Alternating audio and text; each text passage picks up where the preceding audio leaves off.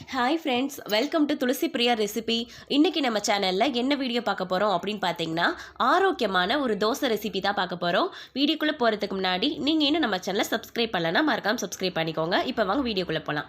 நம்ம எப்போவுமே அரிசி மாவு தோசை, கோதுமை மாவு தோசைலாம் சாப்பிட்டு ரொம்ப போர் அடிச்சு போயிருக்கோம். அதனால டிஃப்ரெண்ட்டாக இந்த தோசையை ட்ரை பண்ணி பாருங்கள். இது டேஸ்ட் மட்டும் இல்லாமல் நம்மளுக்கு ஆரோக்கியத்தையும் சேர்த்து கொடுக்கும். சரி வாங்க, இது எப்படி ரெடி பண்ணுறதுன்னு பார்க்கலாம்.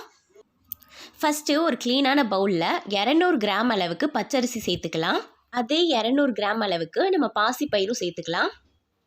இது ரெண்டையுமே பார்த்திங்கன்னா நல்லா வாஷ் பண்ணிக்கலாம். இதெல்லாம் டஸ்ட் இருக்கும், அதனால் நல்லா க்ளீனாக வாஷ் பண்ணிக்கோங்க.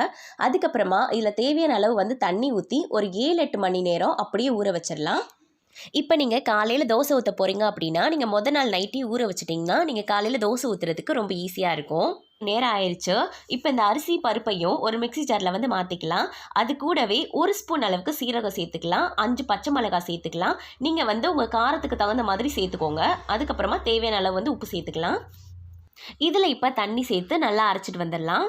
மாவை பார்த்திங்கன்னா வேற ஒரு பவுலுக்கு மாற்றிக்கலாம். இதை பார்த்திங்கன்னா அடை தோசை மாதிரி ஊற்றணும் அப்படின்னா மாவு கெட்டியாகவே இருக்கட்டும். அதில் வெங்காயம், கருவேப்பிலை, கொத்தமல்லிலாம் சேர்த்து நீங்கள் அடையாக ஊற்றிக்கலாம். நாங்கள் பார்த்திங்கன்னா இன்றைக்கி நார்மலான தோசை மாதிரி தான் ஊற்ற போகிறோம். இதில் கொஞ்சமாக தண்ணி சேர்த்து தோசை மாவு பக்குவத்துக்கு மிக்ஸ் பண்ணிக்கலாம். நார்மல் தோசை மாவை புளிக்க வைக்கிற மாதிரி இதை புளிக்க வைக்கணும்லாம் அவசியம் இல்லை. நம்ம டேரெக்டாகவே தோசை ஊற்றிடலாம். இப்போ ஸ்டவ்வில் ஒரு தோசை சட்டி வச்சுக்கலாம். சட்டி சூடாகட்டும். எடுத்து நம்ம ஊற்ற ஆரம்பிச்சிடலாம். நார்மல் தோசை நம்ம எப்படி ஊற்றுவோமோ அதே மாதிரி ஊற்றிக்கலாம். தோசையை பார்த்திங்கன்னா நம்ம மந்தமாக ஊற்றிக்கலாம், மெல்லிசாவும் ஊற்றிக்கலாம், நம்ம விருப்பம்தான். இதில் தேவையான அளவு எண்ணெய் ஊற்றிக்கலாம். நெய் ஊற்றினாலும் டேஸ்ட் நல்லாயிருக்கும். ஸ்டவ்வை பார்த்திங்கன்னா மீடியம் ஃப்ளேமில் வச்சுட்டு மூடி வச்சு வேக வச்சுக்கலாம். இப்போ தோசை வெந்துருச்சான்னு ஓப்பன் பண்ணி பார்க்கலாம். ஒரு சைடு வெந்துருச்சு, நம்ம இன்னொரு சைடு திருப்பி போட்டு வேக வச்சுக்கலாம். பாசிப்பயிரில் ப்ரோட்டீன்ஸ் அதிகமாக இருக்கிறதுனால அடிக்கடி இந்த தோசையை உங்கள் வீட்டில் செஞ்சு சாப்பிடுங்க.